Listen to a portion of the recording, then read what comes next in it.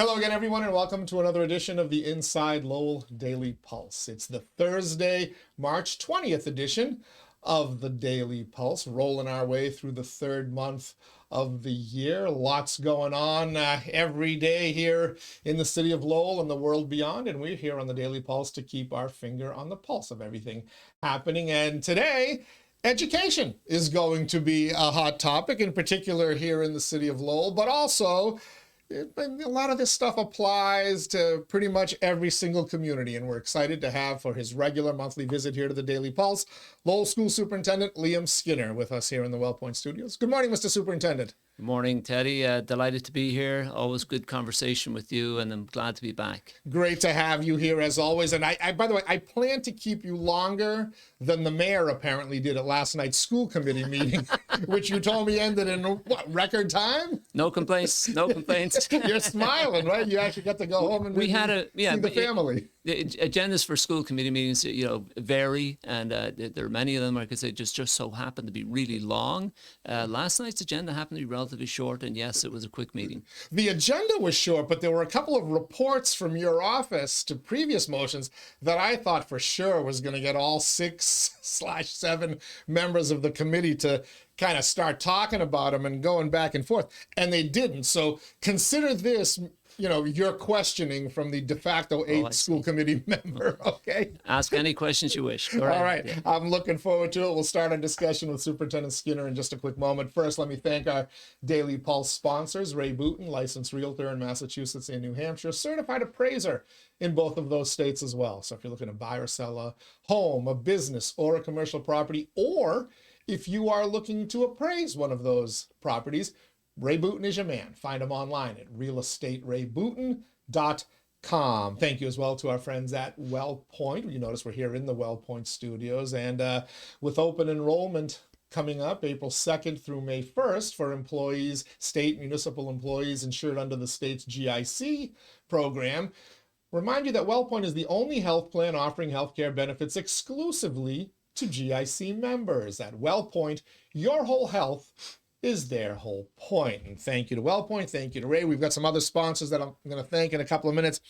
But let's get right to it with Superintendent Skinner. And before we talk about that school committee meeting last night, I want to talk about an article that appeared in the Lowell Sun that was spurred by I believe the February 5th school committee meeting. And that regards the transportation costs for homeless students. First, explain to anybody watching this, what exactly are the transportation costs related to homeless students, and what does it exactly entail? How does that come about? Okay. So I'm not sure how far back to go, but let's say that let's start with the McKinney-Vento Act. It's a federal law, and that law protects homeless students and make, for instance, it allows them to be entitled to be enrolled in schools. It's a Reagan-era act, I think 1987, right? Yeah, it's about 40 years old, right? Right. So back in that time, I'm guessing you had students who were homeless students who probably couldn't get enrolled in school. Because you go to any district or any town and you enroll your child for school, the first thing that you're going to be asked is, can you produce a bill or a letter or something that indicates what your address is? Well, if you're homeless and you don't have that kind of paperwork on you, back in the day, 1987, you probably couldn't enroll in school very easily. So the McKinney-Vento Act made it that you had to be enrolled in school immediately, and they couldn't hold you up. So it was really well-meaning. It also said, to get to your question, Teddy, it also said that you're entitled to stay in the school that you're in. So if you lived in Lowell and your family's homeless and you found a shelter to stay in Billerica would still have to allow you to remain at your Lowell school, and vice versa. If you're homeless in Billerica and you found a shelter in Lowell, you'd still be entitled to go to school in Billerica. So now we're talking about transportation. You are entitled. So we in Lowell, we've students who are bused between Bedford, Waltham, some of the southern New Hampshire towns even, and the students are entitled to be in schools elsewhere, or to be in our schools and staying in a shelter elsewhere. And by that law, we are obligated to transport them. And by extension, to pay for that transportation, correct? Correct. Does since this was a federal law, federal mandate as some might describe it, has the federal government traditionally provided money for this transportation? I think the answer to that is no. I can't. In other words, so let me back up another bit of context while we're talking about it. We're talking about students, and you have a sense of the size of the city of Lowell and how many we have about over 15,000 students in our district. How many do you think are homeless? I mean, quick quiz, right? But there are over 1,600 homeless students in our schools. And that's that definition is a little bit broader than the student or the family technically living out on a street, or as we kind of seen through the public discourse recently on the city council, people living in tents or encampments or whatever, correct? Right. The definition's a little bit broader for a homeless student. Very good, Ted. Yes, that's true. So they can be living in a shelter. They can be what's called, we refer to something as doubled up. My family doesn't have a home. Can I bunk in with your family? Couch surfing, I think, yes, was yes, a few yes. years back. I think there is a definition. It's something like that they don't have a fixed, regular, and adequate nighttime residence or something of that sort, right? And so yes, it's a broader definition than simply living on the streets. So you're talking about about 10% of your student body, right? Over 10%. It's over 10%. And so go back to the costs you were talking about for a minute, and it dawns on me that it could confuse people easily enough, because 10% of our Lowell students are considered to be homeless. That doesn't count the ones who are homeless and that we're busing to other communities, right? So the costs are considerable. We have, I think, about 11 different vendors we work with to bus these kids, and we pay 50%, and the other town or city pays 50%. But that adds up to hundreds of thousands and sometimes millions of dollars. Yeah, so in the article, it was written by Melanie Gilbert, and it referenced data from the February 5th school committee meeting, but also through reports that were presented last night to update through March. So the number of students that the city of Lowell is having to transport by month in 2025, January 41, February 52, March 90, up until this point. Why? That's a significant increase. It's more than doubled in 2 months. Why is that? Why have we seen such an increase in 2 months? Well, you'd have to, presumably, you'd have to look at economic conditions for families, but quite literally, because we have either enrolled homeless students, or because we've learned from other districts. Say, for example, I use Billerica. Billerica Public Schools calls us up and say, we have somebody in our school that lives in a shelter in Lowell. These numbers are individuals who we are finding out about or being called about, or who've just become homeless or moved into Lowell and so on. It's a very much in flux. And yes, there's a lot of hurt out there, and so there's a lot of homeless people. All right, and you've, in the article that quoted you from that February 5th meeting, is saying that anyone living in a conference center, the emergency shelter, is considered homeless. That's true. So of these numbers, what number do those children constitute? Oh, I see. Not a very high proportion. Not a very high proportion. This is a guess, right? But 5%, maybe 6%. Okay. Roughly right this moment, I think there's about 84 Lowell Public School students at the Inn and Conference Center, right? Yeah. All right. So then, and most of them are actually attending Lowell Public Schools. Again, So I don't know quite. If they're old enough to, I guess. That's true. There are some of them that are early or younger Right. than school age. That's true too. But the 84 I refer to are in our schools. There are many others who go to school in places like Bedford and Waltham. Okay, Because- and you have to transport them. And we have to that's part of the transport cost. So to your knowledge, that's not the main reason for the increase, however? Oh, no, it's not. No, no, no. Okay. So no, as far as I understand, the population at the Inland Conference Center has been decreasing rather than Yes. increasing. Yeah, they're kind of winding down, and the governor says by the end of the year that situation will end. But so here's the costs. In January, $551,000.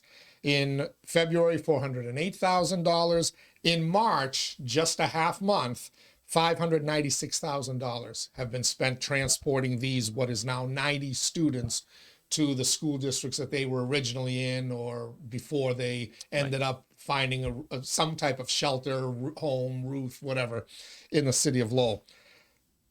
That's a staggering number. Absolutely. 596,000 in a month. And I'm quick enough to double that, and I'll tell you that's going to be $1 million for the month of March in costs to Lowell. The other districts, you just informed me that the other districts have to pay 50% as well. So all in all, you're talking about $1 million. That's $25,000 per student, give or take.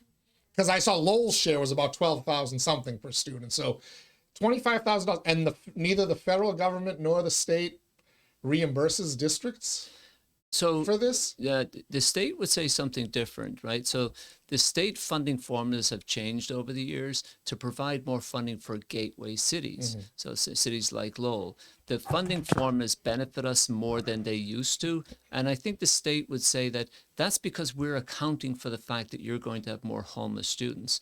But, you know, the trends change, and I don't think the state predicted that we were going to have even more, a higher proportion of homeless students than we had in recent years. I don't think when the McKinney-Vento Act, that's the source of all this in 1987, I don't think people back then, politicians back then, predicted or, foresaw that we'd be in this predicament, right? So sooner or later, you have to go back and change that law, right? Or do something to mitigate the effects of it. Or they were using a far more narrow definition of homeless, right?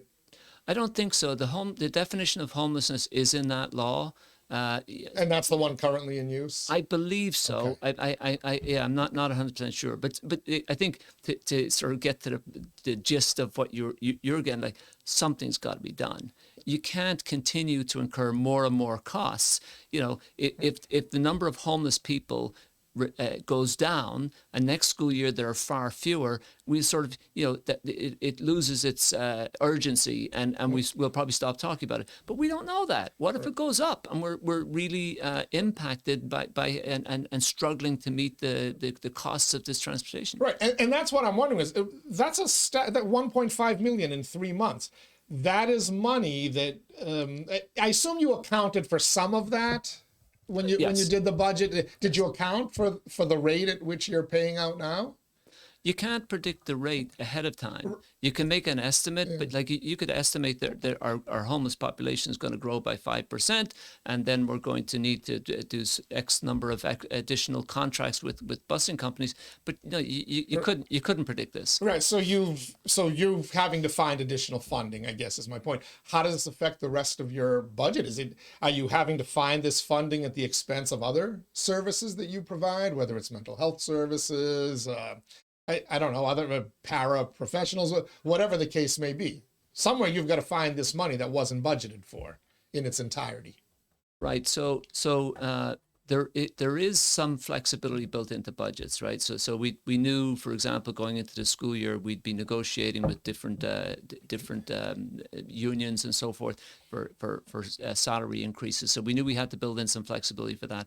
There's flexibility built in for other reasons too: health costs, transportation costs, and so on. I don't know the extent to which we built in flexibility in our transportation costs. But the answer to your question in more broader terms is pretty much what you said. If you're spending more on transportation, it's got to be less on something else, and that's true, right? So, but it could be new curriculum, new textbooks. It could be pens and pencils and drawing kits for kindergarten classrooms, or it could be services. But for sure, if you spend more on transportation, something else has to give. All right. I appreciate the information and the insight into that article, because it spawned a lot of questions for me. And again, the main one is if you're going to mandate districts do something, you have to somewhat provide The funding. Teddy, if I understand you, if I'm reading you, you're making a transition in a moment, right? Before you do, You've gotten to know me well, haven't you? Yeah. Before you do, just spare a thought for the families and the students themselves and the conditions that they work on. And then think about our role, our mission to educate those students. And think about the conditions that teachers and principals and administrators work in day to day, trying to care for those students and trying to educate them. Homeless students have a lot of needs. Sometimes there's trauma, sometimes there's mental health issues and so on, based on the conditions that they're living in. And then we have to sort of help them to feel comfortable, help them to feel nourished and cared for in a way that they can sit in the classroom and pay attention and focus on the lesson so that we can educate them. This is all very taxing, and it's not just in terms of financial costs. Yeah. And it's a job that you and your educators have to do. You don't have a choice. Fully understand. I wish our politicians, who sometimes don't pay attention to the way these problems escalate or how they intentionally escalate them for whatever the end goal is, don't understand that the effect it has on day-to-day life for homeless students, etc. That's right. And we're supposedly watching out for the most vulnerable, and yet we're flooding our locations with more and more people who are vulnerable, who need housing.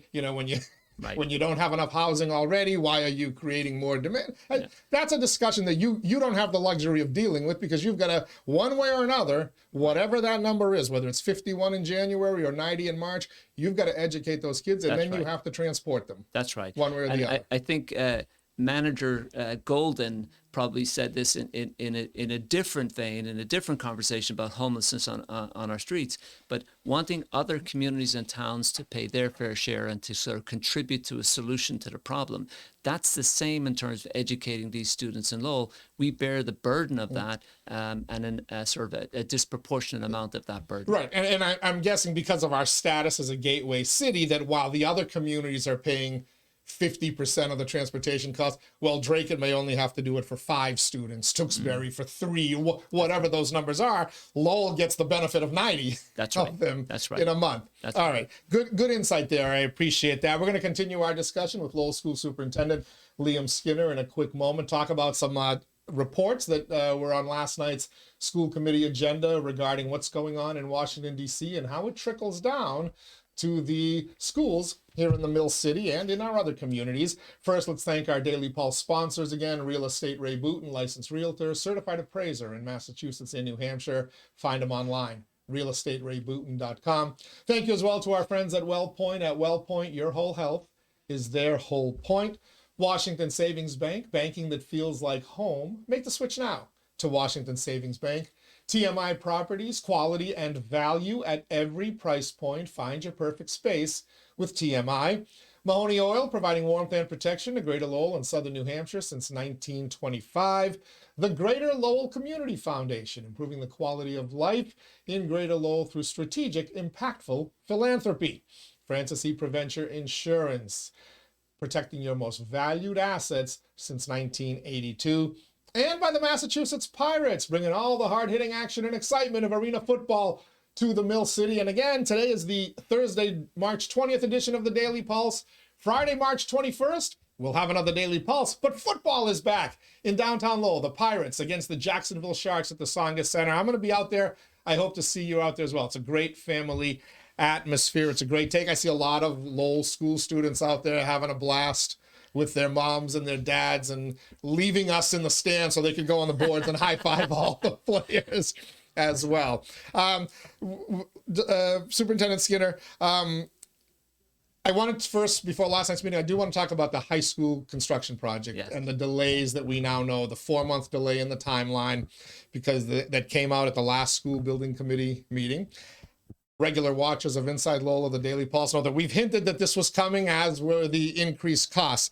I want to talk to you about what it means academically, because again, either way, however long it takes, however much it costs, you need to educate about 3,000 plus students at that high school each and every day for 180 days, and then some through summer. Right. offerings right. as well. There was an interesting part of that meeting where the financial and construction parts of were being discussed when Senator Kennedy brought up the fact of Senator Kennedy and Mr. Dow talked about this is going to cause some kind of displacement because in that 4 months that's delayed, September through December, for what they need to do, the remediation, students were supposed to be in those buildings for that year. The plan that they had mapped out very carefully called for students to be in certain buildings, shifted to other buildings, and then brought back and forth as the project was finished. Senator Kennedy asked a question about, does UMass Lowell have class space that would be available for these students for these 4 months? The answer was no. So what are you going to do with these students? Have you gotten into that part yet with head of schools Mike Fiato? Have you even looked at that yet? I have. So we've been looking at that. We had a meeting recently involving Mr. Fiato, myself, OPM, Jim Dowd, various the construction companies and so forth. But that was an initial exploration. We haven't come up with any plans yet, partly because we're waiting for the next SBC meeting. I think it's on April 3rd. Yep. And at that meeting, we're hoping to learn the exact extent of the delay and the exact extent of the costs, or at least the predicted costs and so on. So some of our planning was around sort of contingencies. If it goes this long, how would we manage this group of students? If it goes this long, where would we go here?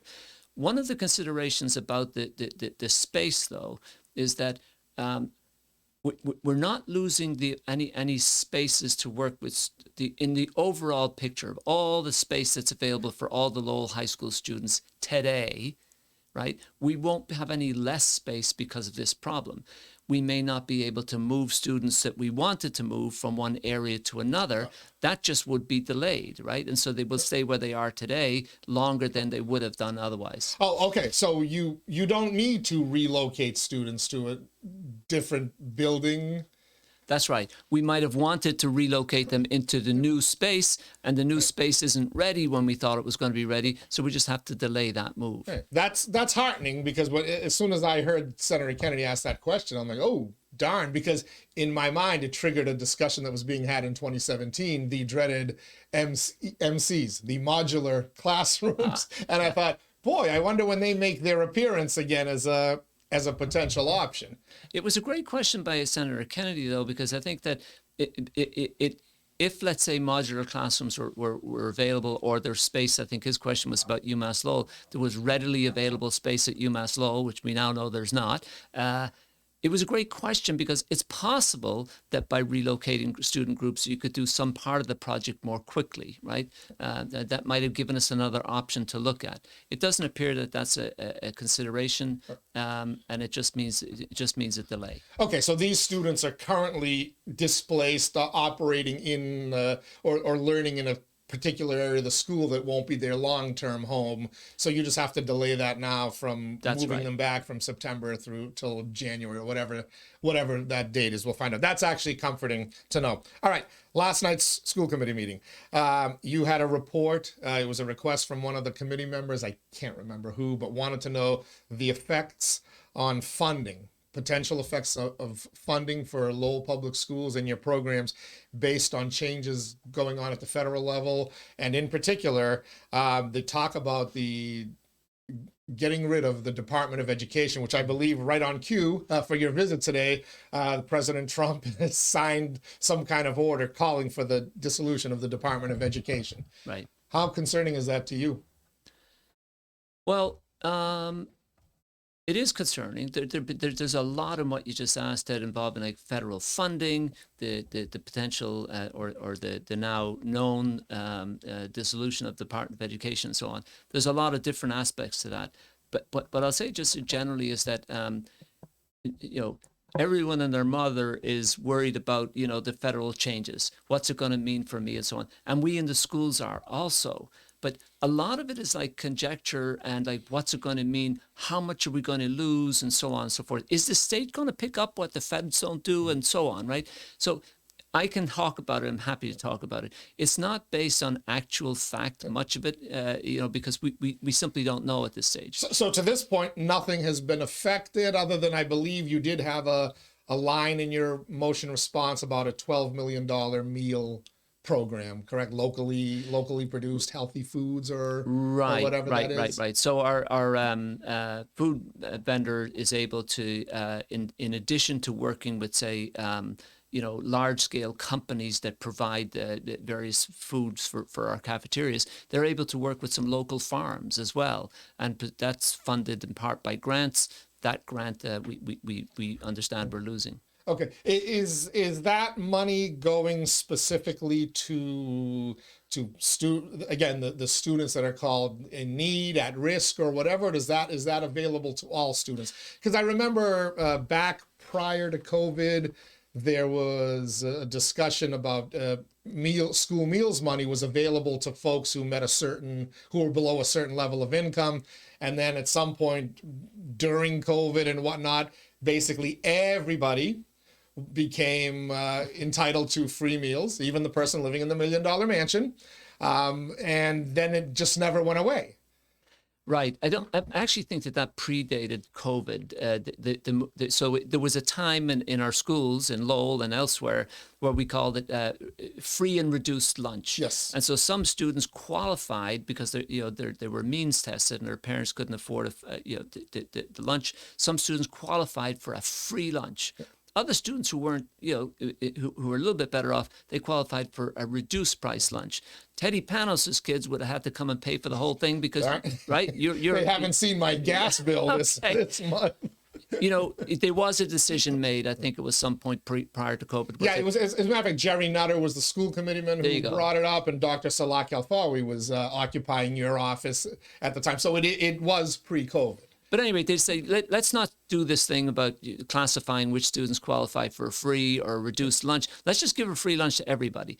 I wasn't involved in it. I'm not sure but I can imagine, for example, if there was an administration and what we might call bean counters who were like figuring out which students are in this category or that category, the administration of that could have cost more than the food, right? And so it's possible someone said, can we just give them all their lunch, free lunch for everybody, and it's going to cost us less overall. Okay. Yeah.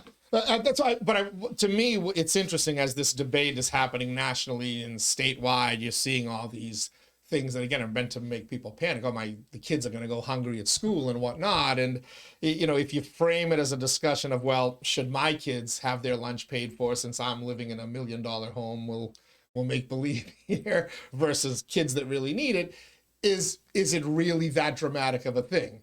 I guess I'll let you answer that. Do you think it would be a major disruption to the daily operations of the schools, in particular the lunch programs, if this only impacts the people above a certain financial means as opposed to getting down into the numbers where people really rely on this money to feed their kids? I hate to say this, but it depends. It all depends, right? In other words, we had a system where not everybody qualified for a free lunch. If we brought that back, would that save us money?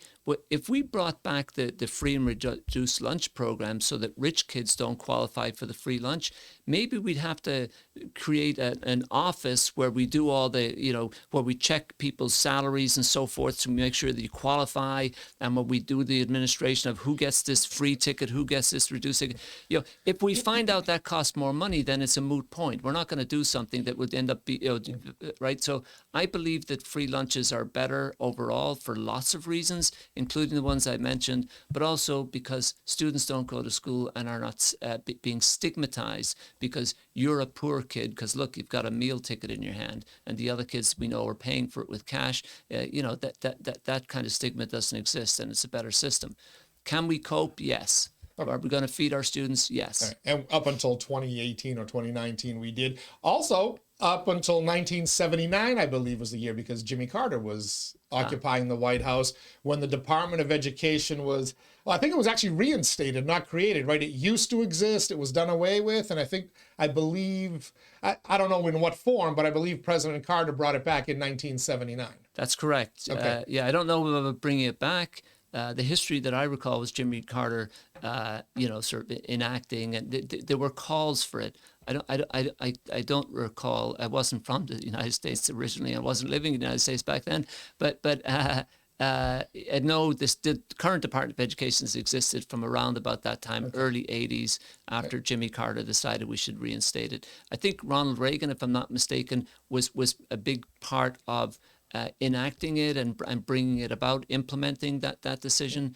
And now, yes, there's talk of eliminating the Department of Education. All right, it's my point of view as well. Up until 1979, kids got educated in the United States of America. And quite frankly, we surpassed the rest of the world. It wasn't even close. Now we've got a Department of Education that was supposedly going to make it even better up in Washington, D.C., a bureaucracy, as I'll call it, an education department, as others will call it. And we're no longer leading the world in a lot of metrics. We're fortunate here in Massachusetts that we are doing better than the other 49 states, but even our metrics are starting to backslide here in Massachusetts, right? In terms of reading, math, etc., right? Right. Yeah. So has the Department of Education really helped, or has it just created a level of bureaucracy so money can get siphoned off in Washington, D.C., and not come back to the districts where, so they can make mandates like having to provide transportation for students, but not fund them? Could we fund that, those $596,000 for half of March by eliminating 2 bureaucrats in D.C.? Let's do it. You're in favor of that, no, right? let me back up for a minute. Unfortunately, I hate to tell you this, but several of your premises are a little bit skewed. Uh-oh. Yeah, okay. So the number one, by the way, that's skewed, this happens a lot. And this happens for people like me. I grew up in Ireland, right? And I can remember, you know what? It was such good times and the weather was beautiful and so on. And you go back to Ireland and it's raining all the time. And say, oh, yeah, it was raining. Teddy Panos you remember, Ted, that back in the 1970s, before the Department of Education, everything was rosy, right? Not rosy, but... I can tell you it was not rosy. The reason why you think it was, right? We didn't have accountability. When I came to the United States and became a teacher, whatever courses I taught, I gave the grades. That was the teacher's job. I set the tests and so on. What if you and I were both history teachers and I teach very little and you teach a really rigorous course? Is the A in your course the same as the A in my course and so on? There was no standards. So part of what's changed in education due to Education Reform Act, it has to do with standards. The reason we think now that we're in difficulty and that the reading levels are not keeping up with what they were, because we're actually paying attention to that. Back in the day, back in the 1970s, we had high schools in the United States that graduated kids that couldn't read. Can you believe it? I know a person. You've got kids in entire cities, an entire high school system in Baltimore and in Chicago that today isn't doing it, though. And has the Department of Education fixed any of that? Or? Well, it's not an easy fix, as you know, right? But is the system better where you have standards? Yes. I began my teaching career in Lowell. The content that we teach in Lowell today is far superior to what was expected when I began teaching. We don't sort of say, well, some students can get A's and some, but this other kid didn't pay attention. He gets a C and that's okay. Let's move on. It's not okay.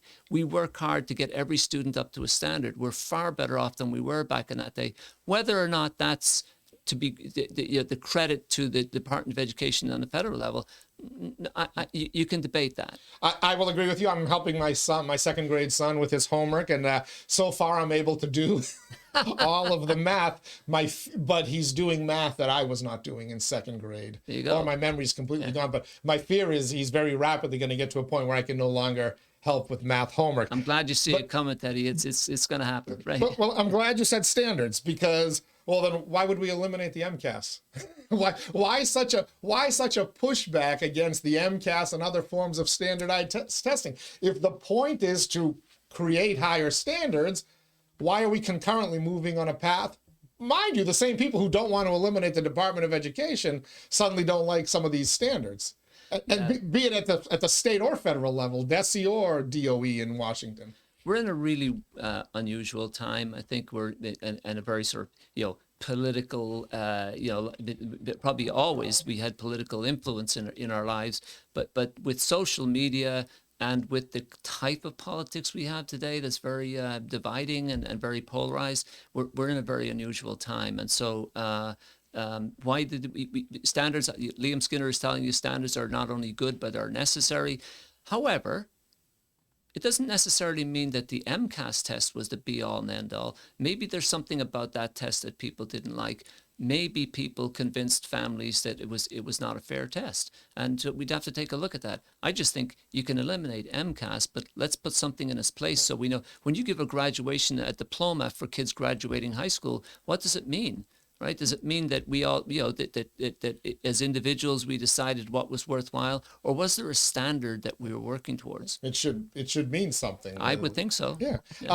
Another motion response there was a question about the federal immigration enforcement efforts and how that is affecting Lowell public schools, and you had a very lengthy response on that. I'll quickly just kind of summarize it. It hasn't, as of this point, it hasn't led to a significant decline in attendance, which was one of the concerns, that kids would stop going to school. I think we talked about in your last appearance here that ironically it might be the safest place for students right now. Right. But you did notice that the stress level, right, based on the narrative and the discussion that's out there all over social media, and I'm sure within these homes, there is a significant increase that you're noticing in the anxiety of the students. Let's talk about that, how that's affecting both the students, but also the people who have to work/teach in that environment. Absolutely. I appreciate it when you bring it down to like the teachers and the impact on classrooms, because that's where it's at, right?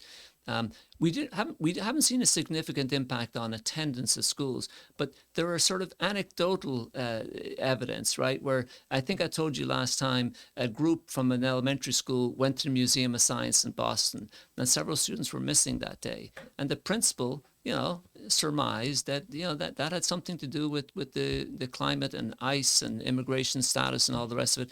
Parents, some few parents in that classroom were uncomfortable with their kid going to Boston. We had in Lowell just yesterday, there was a Department of Homeland Security truck, right in full view of Lowell High School. I got photos from it.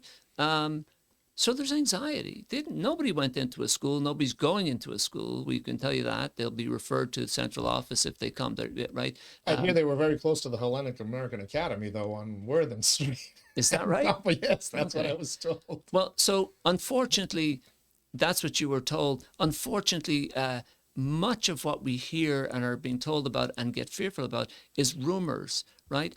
But then occasionally, like in a different community, you say, well, actually, so-and-so was picked up in the parking lot of a supermarket, and so-and-so was picked up on the street, and so on. So some stories are real, but it because it also triggers a lot of rumors, there's a lot of fear and a lot of tension. And I would say, so we've had no interactions in the schools with ICE. I don't anticipate that we will, but I can't know for sure. But what I can say for sure is where the impact is just what you mentioned. It's in the classroom, and it's something that our teachers are having to deal with. If students come to school, Teddy, and they're nervous and they're anxious, or if their parents are nervous and they're anxious and their home environment is not a warm, relaxed environment, those students are not as able to focus on their lessons as they otherwise would be. Are the teachers feeding into this? I see some social media posts, and I wonder if that translates into the classroom. Are teachers doing exactly what you've done here today and what you did last time you were here? You were trying to say, look, they haven't gone into schools. In your entire time, has an ICE agent or Homeland Security agent ever come into a school building in Lowell? Never. Okay. The My hunch is that they won't. There are other fish to fry. But if people are feeding into this fear, are your teachers trying to do what you're doing right now? Trying to quell those, trying to calm them? Because I understand that there's a natural anxiety. I see it. I talk to people that are dealing with it. But I also feel there should be a responsibility among responsible people. Tell them, don't worry, unless you're the guy yesterday who got picked up for 3 different charges of raping a minor, you got nothing to worry about. If that's what you've been doing, then you might want to think about not going out in public. So how are your teachers reacting to this? Our teachers are reacting admirably, because what the teacher thinks about is their students, and they care for and protect their students. And the teachers in Lowell, we're known, not just because I'm saying it. I can point to visits we've had from outside bodies and so on, where they remark on the rapport and the care that our teachers have for our students. I'm very, very confident in that. But are our teachers anxious? Maybe the very fact that they care for their students as much makes them anxious, right? And so we're living, teachers are people, right? And so we're having this conversation. Hey, do you know they talked about it on the Lowell Pulse?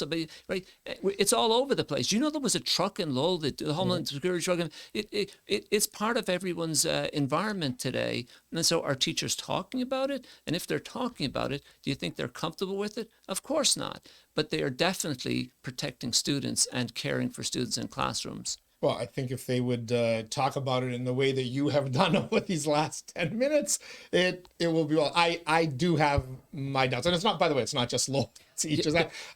You're seeing this all over the discourse. Social media makes it easy to see this. Maybe, 20 years ago it was somewhat of an issue, but we never really heard about it unless we had a direct conversation. Right.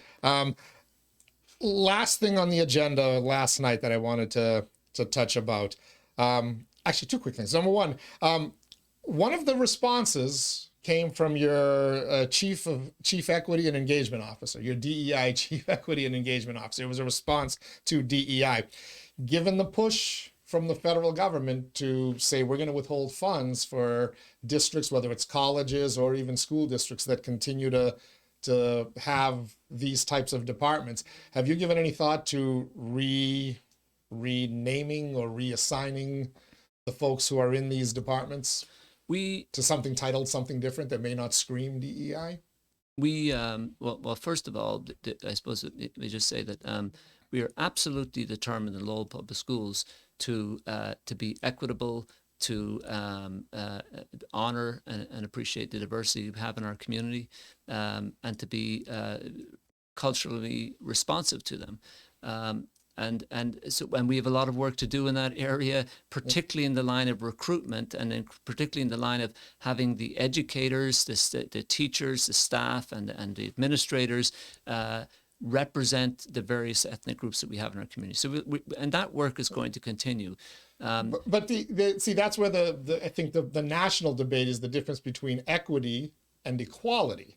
The current administration is telling you that what has been kind of termed as equity, like being determined to have certain levels of representation, even if the people doing that representation might not be the best qualified candidate. That's a false argument, Teddy. That's a false argument. We know for sure, that our students respond better and when they see people who represent them in positions like 100%, teacher, right? And so if you are a student of color, and we let's say you're Portuguese speaking of Brazilian extraction, right? And you're in a school and there's nobody in that school who looks anything different than Teddy Panos and Liam Skinner, then you don't think of yourself as maybe growing up and being educated and being in a leadership position. So the equity isn't about doing anybody any favors. It's about what works, and it's about what's right for everyone, so that we all can thrive. But equitable hiring doesn't necessarily mean that the people aren't qualified. No, equitable. We're only going to hire qualified people. That's the lie in some of the criticisms that are coming from President Trump, that that we're hiring unqualified people. No such thing. I've never ever been comfortable to ever hire anybody who's not the best person for the job. But typically in our schools and in our companies and in our government, minorities have not been rising to this level where they get hired and it's not because they're not qualified. We're only going to hire qualified people. Correct. Okay, that's a great answer. I will say that on national big company and sometimes some big universities, there are examples where people can make an argument that people have been hired who were not qualified for some of those positions. But you've been running the schools of Lowell, you are hiring you can assure everybody you're hiring qualified people. The highest quality people. We work on that every day. It's actually, believe it or not, Teddy, if I could point to all sorts of things about the work we do in classrooms, the curriculum that we're blah blah blah. Hiring is the number one means for us to be successful. Hire really, really qualified people and then continue to train them and continue to develop them. That's our number one focus in terms of improvement. And I believe you in that. And I've witnessed firsthand and what I'm hearing about is you have some very qualified people. Right. And I have not been told of anybody specifically who's being questioned. When you start referring, though, if you refer to across the country and in certain companies and certain industries and so on and so forth, of course, you always find some exceptions to it, right? And then if your mindset is that you are intimidated by equity, you're intimidated by sort of the positive changes that are occurring in society, you come out and you highlight those exceptions and try to make it like they're worse than they are. Okay. Yeah. To that end, though, just the term DEI is a red flag to the people currently in Washington, D.C., who control the funding purse strings. Is it part of your thought process that at some point to eliminate certain titles or departments that may be named something? And again, whether you lump it in under human resources or I don't know, something advanced placement, whatever, you have your organizational chart more in tune than I do. Is it worth the risk of potentially calling attention and maybe having a battle over funding? Yeah, it's a great question. I don't if in the context of some of our other conversation, the Department of Education at the federal level seems to be going away, right? So we don't have to be worried about that as much maybe in that regard. We've worked closely to follow the guidance of our state Department of Education, Attorney General's office, and so on. And there's been no such guidance. There's been the opposite. The guidance is that we are going to continue on the path that we're on, which we believe in. And so that has not yet been a consideration at any point. Correct. They're pushing back, which again, I see at some point there's going to be some kind of a funding battle going on, much like the same people who are pushing back on the feds are also telling municipalities they have to adopt certain housing requirements, MBTA, right, ADUs and whatever, and the communities are saying, screw it. It's a battle over, can you live without this funding or not? Right. Right. Lastly, homeschooling. Yes. I was looking at last night's agenda. There was some type of thing about, I think it's called home learning on the agenda. Okay. Yeah. And then I looked at the previous meeting and the same type of thing. This is you told me this is a regular thing at all your school committee meetings. There is a discussion about homeschooling. Yes. How many kids in Lowell are being homeschooled? Hundreds, dozens, thousands? Don't have a figure in my head this minute. I'm going to guess maybe dozens. Okay. Is that number higher today than it was pre-COVID?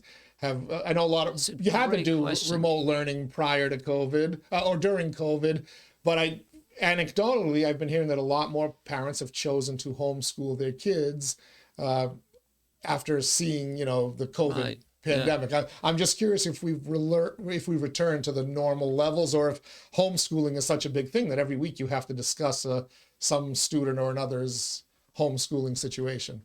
I don't know, Teddy.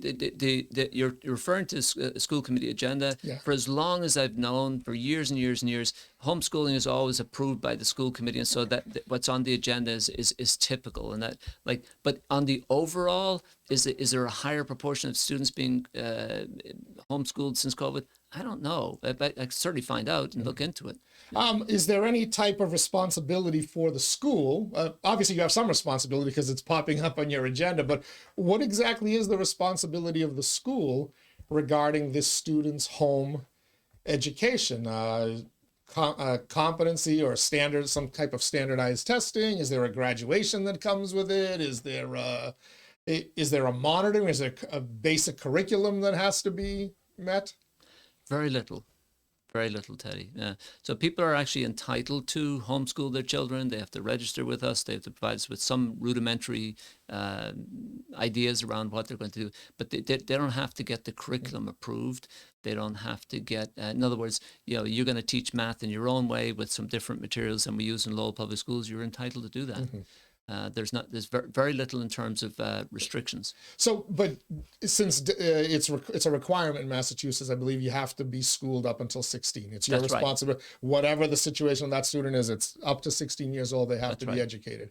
So, do you bear any responsibility for these students? It doesn't sound like you have much say in what they're learning at home. You get to. That's right. But they present a plan to you, but how detailed is that plan? Right. So you're absolutely right. So they're homeschooled. They're no longer in Lowell Public Schools, attending our schools, and so we're not responsible for their daily education. We do have to keep track of them, and we do have to ensure that they're in either a school or a homeschool situation that's been approved. And when it's approved, parents do give periodic updates to our curriculum office, but there's relatively little scrutiny. In these cases, as best you can tell, and again, I'm probably not going to be able to paint everybody with the same brush, is it a situation where mom or dad Yes. is doing the educating, or are they hiring private tutors? Because I have heard during COVID, I became aware of collaboratives, certain people who had the financial means Right. were hiring a tutor and creating a classroom for a group of friends, 4, 5, 6 students. Is there a degree of that going on, at least with a qualified tutor?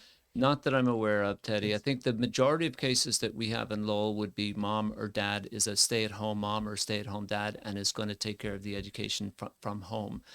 There may be, and it's also possible that if there's a mom or dad homeschooling in one house and down the street there's another, that they actually collaborate, and there can be quite a lot of collaboration that can occur. So, but in the actual sort of, a cluster of families banding together and hiring some tutors or hiring that, I don't know of any cases of that in Lowell. Okay. Are you seeing any examples where somebody says, I want to homeschool my child, and based on what you've seen, what's been presented to you, you're like, this is not going to be at all good for the kid? Are you able to, and if you've seen that, are you able to reject it, or do you have to just abide by it? I don't know of any cases. None come to mind. If I felt that way when a parent puts him, I would have a conversation with the parent. I would say to that parent, I don't think this is really in the best interest of your child. That might be, for example, if a child has special needs that our schools are equipped to meet, and we're not confident they could do it at home, we would do that. I don't have enough. I don't have a particular case in mind where I could say, in these cases, we reject it and so on. I know the school committee votes on it, right? So there has to be a sense that we have to approve it. But I just don't know of any case offhand where we've not approved it. And I'm asking because I guess you could foresee a scenario where somebody just wants to bypass the rules that they have to send their kid and decide, well, I'm going to homeschool my child. But my suspicion is most of the people doing it tend to be more affluent people of means that are able to have a parent at home to do the educating or whatever. Is that kind of what you're seeing? I doubt it. So this can be a topic on our show or your Lowell Pulse at some point in the future, and I'll do some research and come back and we can talk more in depth. But my experience of it is not that. It's not that they're really wealthy families who are hiring someone, and it's more a variety of all the different kinds of people whose children, there sometimes can be religious reasons, right? There sometimes can be a child with special needs who doesn't get along with other children in school and the parent wants to. There's all sorts of reasons, but I don't think it's got to do with affluence. I consider myself somewhat intelligent. My wife is very intelligent, and I can tell you we are in no way qualified to homeschool our kids. Yeah. With somebody with as much experience in the classroom and now in administration as you, is it really a good idea? It depends. So I'm an advocate for Lowell Public Schools, and I can tell you that you, Teddy, talked about helping your child, and in second grade, you're able to keep up, but it won't last for very much longer. Our teachers are the ones who are really best equipped to teach your child. There are exceptional cases where somebody, in some place in the United States is homeschooled and goes to Harvard University. Look at that, right? It's really wonderful. It can be so. It's not common. Not common.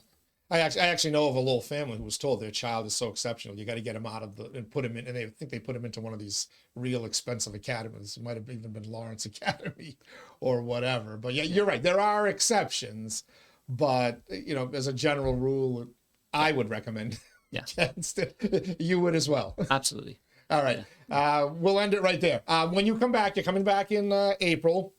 We're going to really delve into a culture of continuous improvement, which, dare I say, has kind of been the hallmark of your time, the main effort that you wanted to push as when you became superintendent. I will be looking forward to that day, Teddy. It's my favorite topic these days. The culture of continuous improvement is a theme that we're working on in Lowell. There's a lot to it. It means a lot, and we believe that it can be of great benefit to our city schools for many years. So take me up on that and ask me why. All right. So Lowell School Committee members, no controversial motions on the April 16th meeting, because I just want to talk to him about culture of continuous improvement. We've talked about this now for months that we're going to get into this. We've set the date, April 17th. All right. Good stuff. Superintendent Skinner, thank you as always for joining us here. A lot of good information there. Thank you, Teddy. It's been a pleasure. All righty. That is Lowell School Superintendent Liam Skinner joining us here in the WellPoint studios for today's Inside Lowell Daily Pulse. We hope you've learned a thing or two. I actually did. I came in with some preconceived notions about some of the questions I asked, and I got some interesting responses. Never too old to learn, as my father always told me, Aristotle said, speaking of education. Tomorrow morning, the Pod Squad, Mike Bacigalupo, Michaela Honrus-McCarthy are going to be here. It's a show you're going to want to cheer for. That's my little hint about what we're going to be talking about tomorrow, or part of what we'll be talking about. But each and every day at noon, the Daily Pulse drops, keeping its pulse on the fingers of Greater Lowell and the world around us. Till next time, everybody stay safe, stay dry on this rainy Thursday. We'll catch you on the other side.